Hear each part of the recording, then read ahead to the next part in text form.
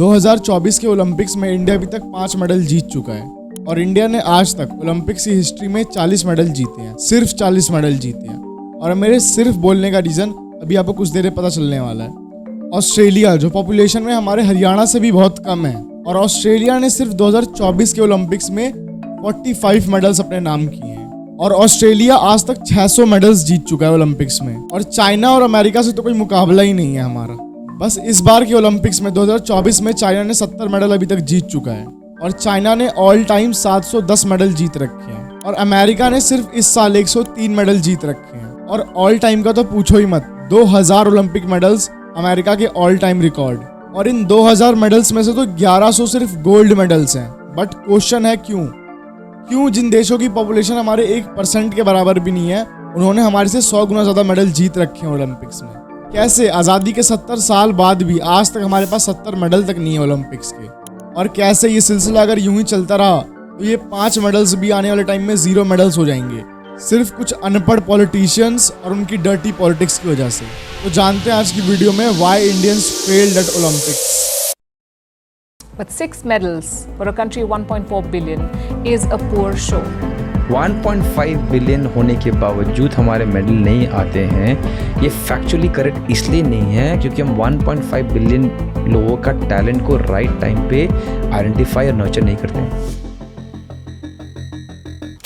Why do we consistently underperform at the Olympics and what needs to change?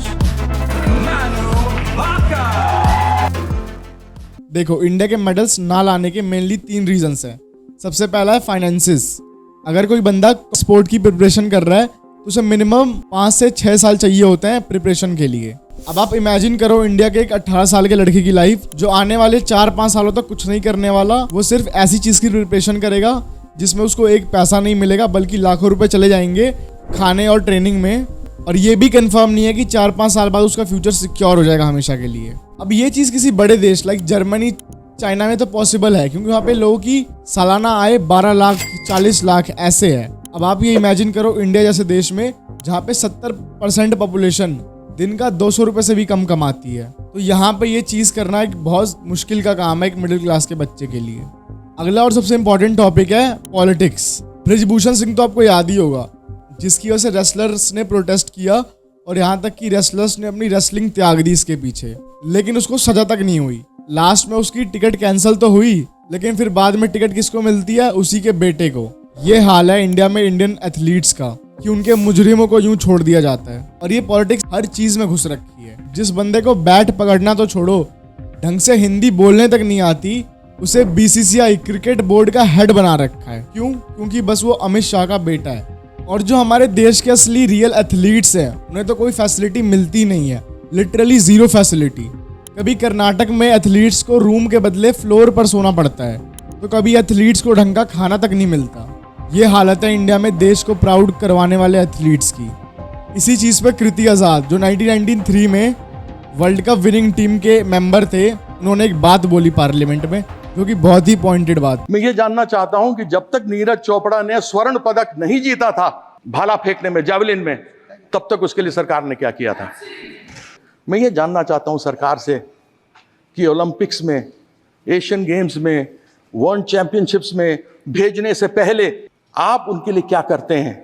जीत के आने के बाद तो आप न जाने क्या क्या चीज उनको देते हैं जो मिलना भी चाहिए, लेकिन मैं ये जानना चाहता हूं कि एक अच्छा खिलाड़ी, एक नीरज चोपड़ा बनाने के लिए, एक पीवी सिंधु बनाने के लिए आपने सरकार क्या क्या करती है ऐसा? अगला और मोस्ट कॉमन पॉइंट है कल्चर ऑफ स्पोर्ट। आज के टाइम पर भी 2024 में भी 90% हाउस होल्ड्स के पेरेंट्स अपने बच्चों को डॉक्टर, इंजीनियर ये सब बनाना चाहते हैं।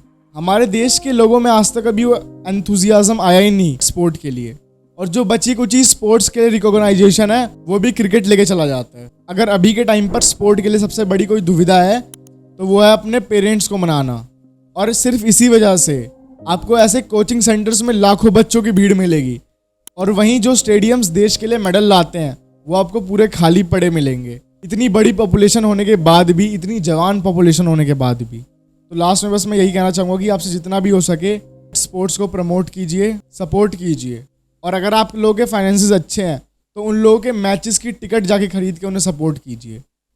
होप आपको ये वीडियो अच्छी लगी होगी। वीडियो अच्छी लगी तो आप मेरी बाकी वीडियोस भी चेकआउट कर सकते हैं, और मेरे चैनल को सब्सक्राइब कर सकते हैं। मिलते हैं अगली वीडियो में, जब तक के लिए जय हिंद, जय भारत।